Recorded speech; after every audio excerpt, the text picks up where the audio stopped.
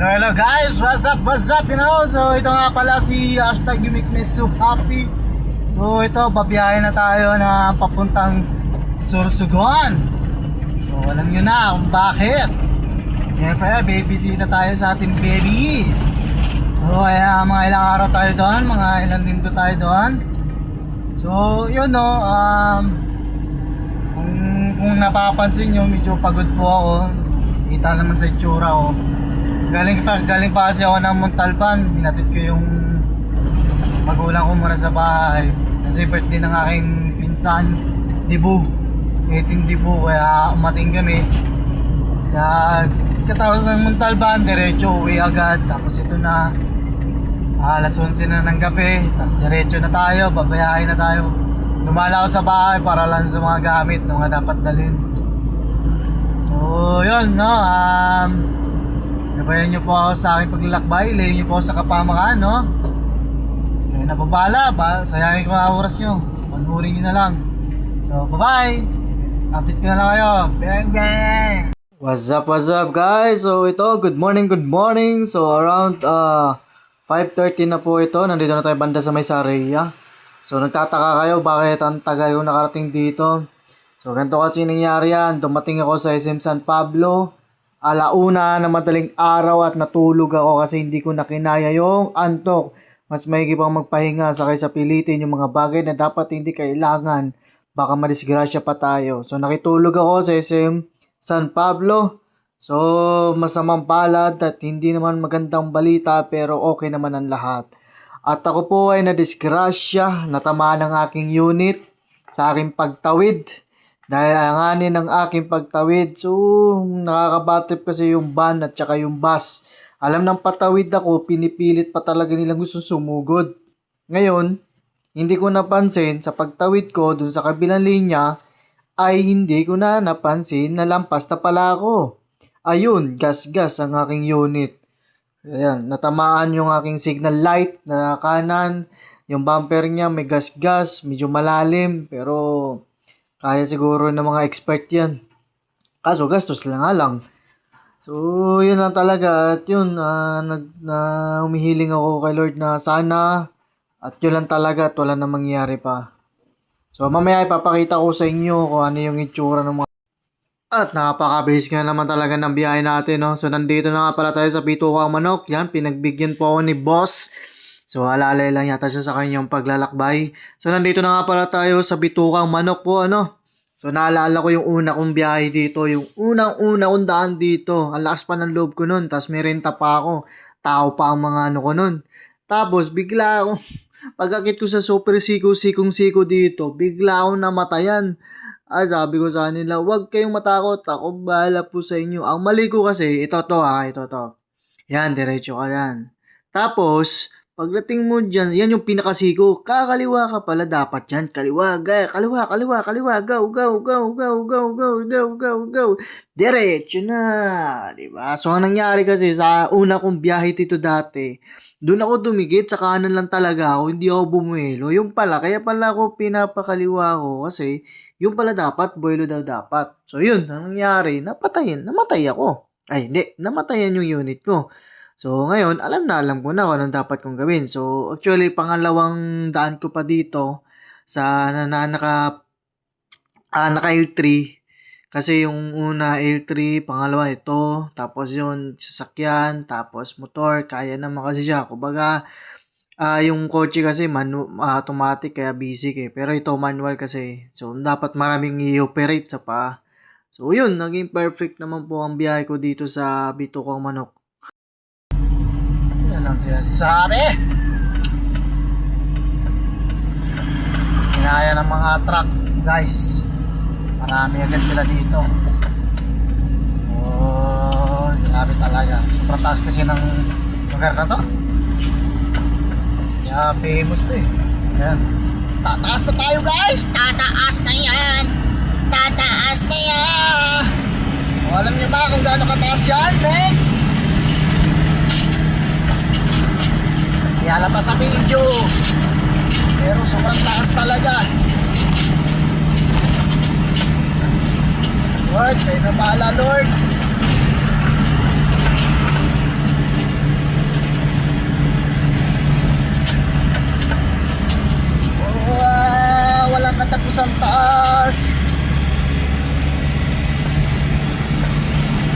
Tataas pa yan!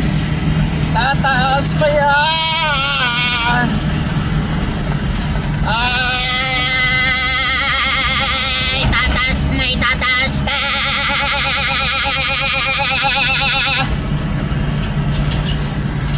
Meron pa siyang itataas. Grabe ang tulo ng buwela. Tataas pa to. Sana yung wigo.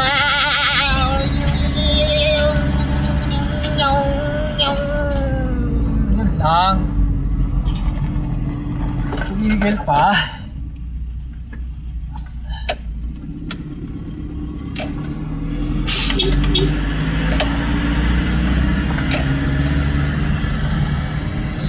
Wag na natin pilitin yung mga bagay. Kailangan sigunda lang tayo.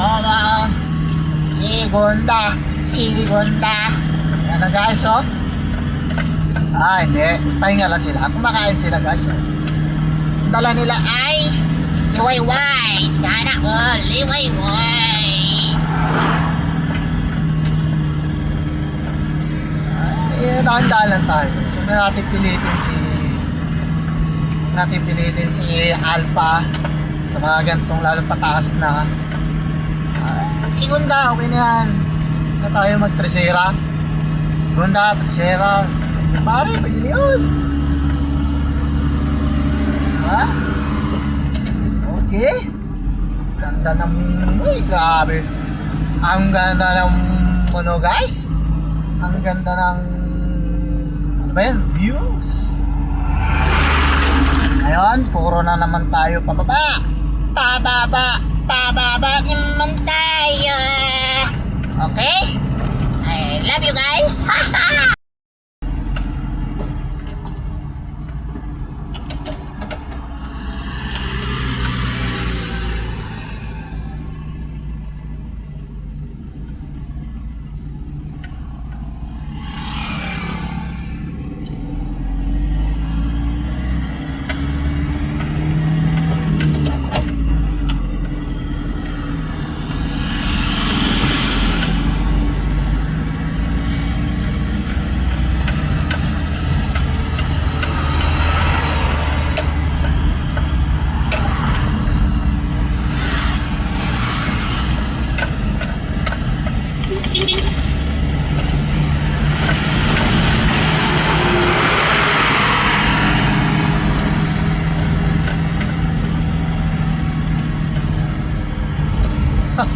Pakilabot yun guys. May isa pa. Nasa loob ng Wigo.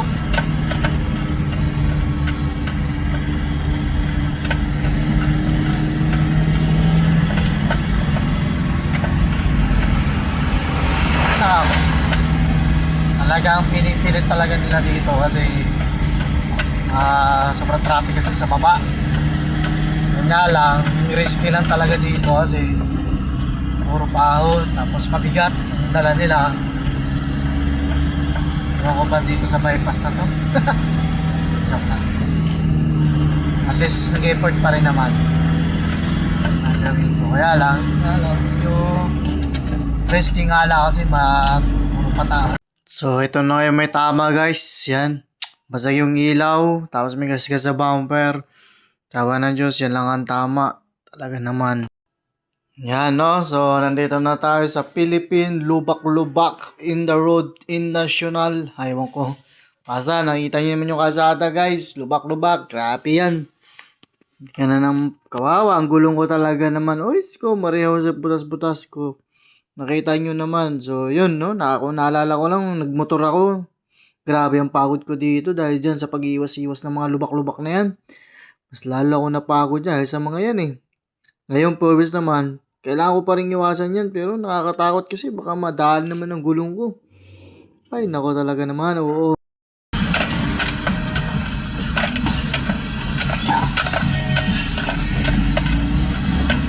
Grabe daan yan.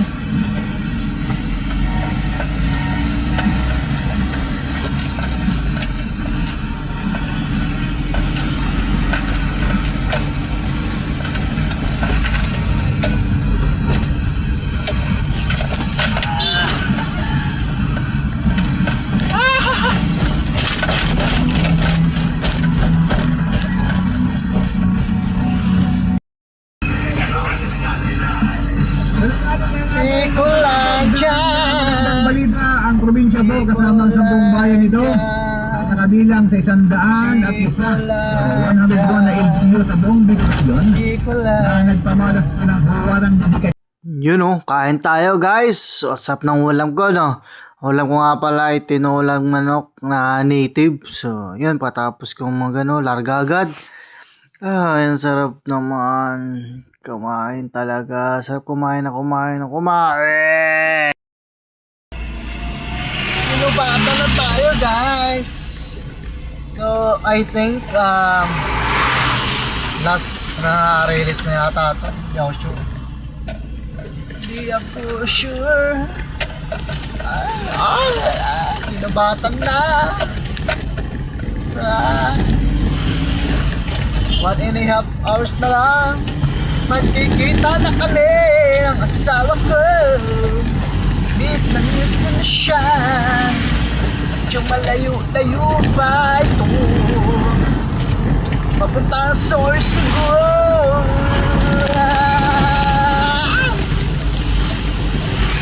Wow! Ganda! Kita niyo yan guys? So guys, nandito tayo sa Bypass Kamalig. Dito tayo sa Bypass Kamalig.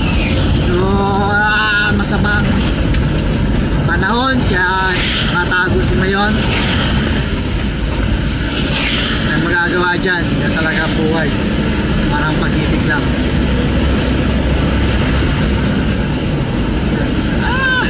Hawak niyan. Mas wala eh.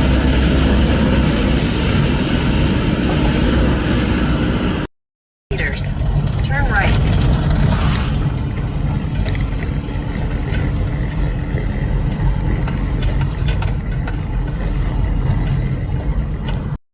Last night she ain't have a ring or not her ring on last night. Oh, nigga, that's that nerve. Why give a bitch your heart when she rather have a purse? Why give a bitch an inch when she rather have 9? You know how the game goes. She be Matutulog hanggang magliwanag.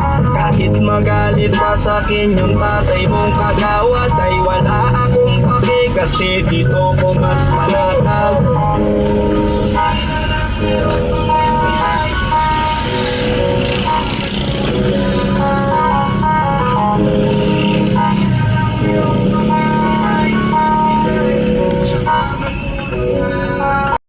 Grabe, yun. So Lord, thank you. Nandito na ako sa Sorsogon. And then, o nga pala, grabe oh. Kalahati lang yung nabawas dun sa gas ko. Nagpoltang kasi ako sa Petron Manggahan sa Cavite. Papunta rito. Yan lang talaga. Grabe yung tipid. Sobra. So, pero higit sa lahat, sa kabila ng nangyari, kahit na may damage si L3, thank you pa din. Naging maayos ang lahat. Yun. Grabe, nahihilo ako. So, ayan guys, no? Dito ko natatapusin ang aking vlog. Ayan, so nakita nyo, Sorsogon Sports Arena. Ang ganda niyan paggabi, grabe. So, yan, grabe ang ganda, oh. Aha. Grabe talaga. Ang ganda talaga. Beautiful. Alright. So, yun. Ito ko na talaga tatapos itong vlog na to. So, ito palang SM Sorsogon. So, yan. Kung makikita nyo. Ayun. Yun lang. Thank you kung hanggang dito ay nanonood pa rin ikaw. Pasalamat ka. Sinayang ko oras mo. Pero higit sa lahat ay safe ako nakarating dito. Maraming salamat po Lord sa inyong paggabay. Thank you at marami akong naranasan at na-experience. Sumasayaw sa kalsada, ilag doon, ilag yan, ulag yan. So yun ang aking karanasan papunta rito na naka 4 wheels.